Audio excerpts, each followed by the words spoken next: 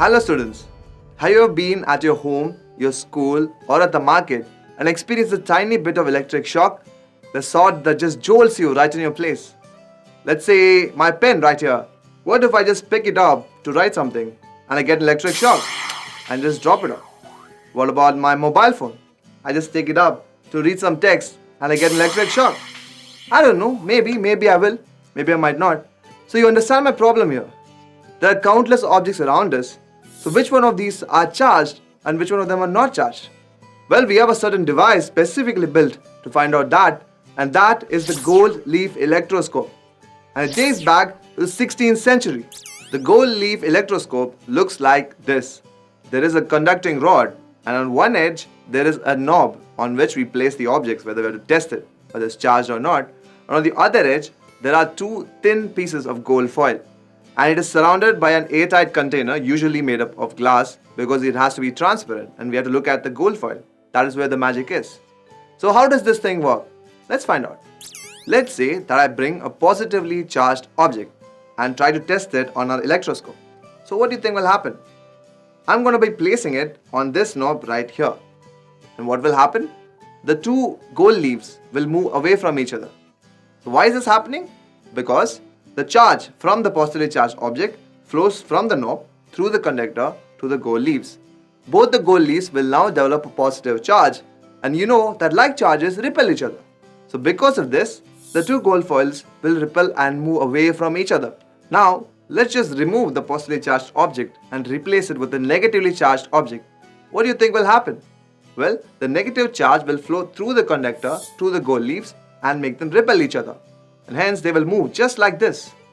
So basically, no matter what the polarity is, the gold leaf electroscope only helps us to detect charge.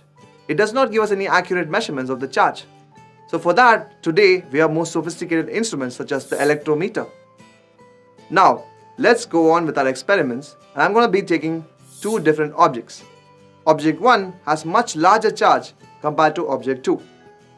So what is going to be the difference when I put these two objects to test using the electroscope? Well, for starters, the first object contains a much larger charge compared to the second object.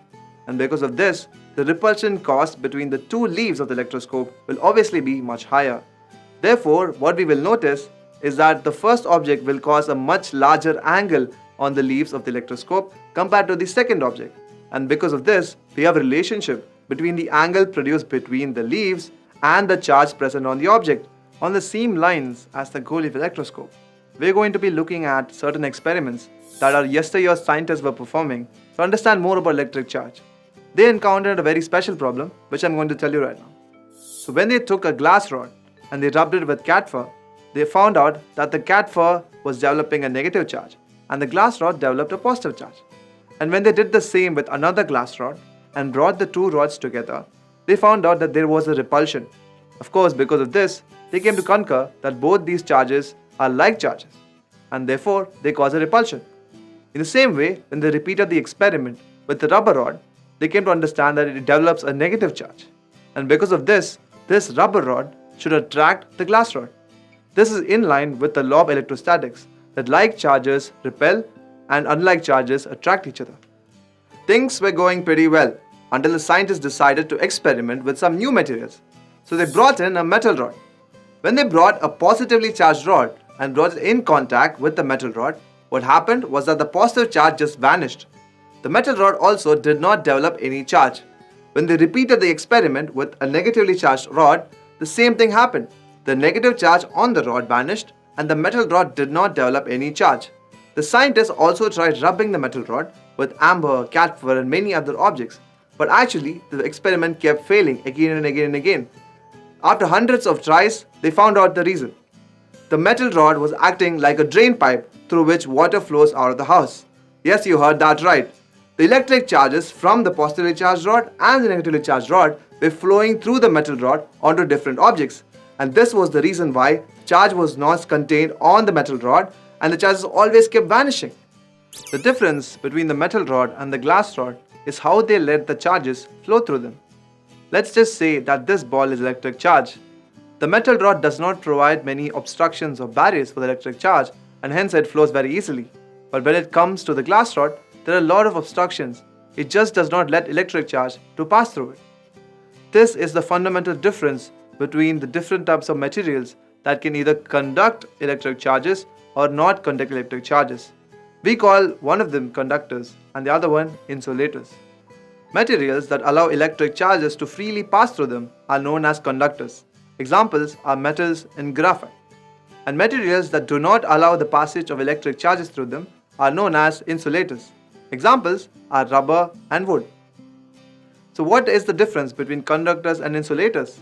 At an atomic level, there are a number of valence electrons that are freely available to flow in the case of conductors. And because of this, they are easily able to transfer electric charge and pass them out from one end to the other. But when it comes to insulators, the electrons are fixed to their nucleus and hence they cannot conduct electric charges. Conductors and insulators are everywhere around us. Take your home for example. If you were to pluck out a wire from one of your circuit boards, of course don't forget to switch off the current before doing that, you will find that it has two important parts. One is the conducting part, which is usually made up of metals like copper, which transfers electricity from the powerhouse to your appliances. The other one is the insulator, which protects you and other objects from the massive amount of electricity that passes through the wire.